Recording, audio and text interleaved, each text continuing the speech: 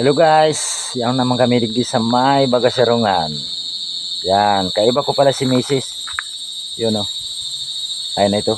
O yun o, wala na lugod. O ito pala. Yan, kaiba ko si Mrs. Dito kami sa may Bagasirungan, sa may tangke ng tubig. Dito po kami dati naglulukad. Daga na yun o. Ano yun eh. Yan po yung dating barracks.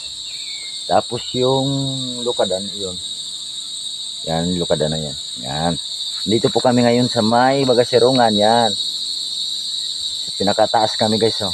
Yan. Diba? Napakaganda rito guys. Napakataas ng ano. Diba? Yan. Oh. Ayan.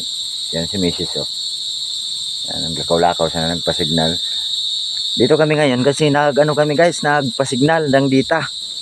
Wala kasing signal dito sa baba eh.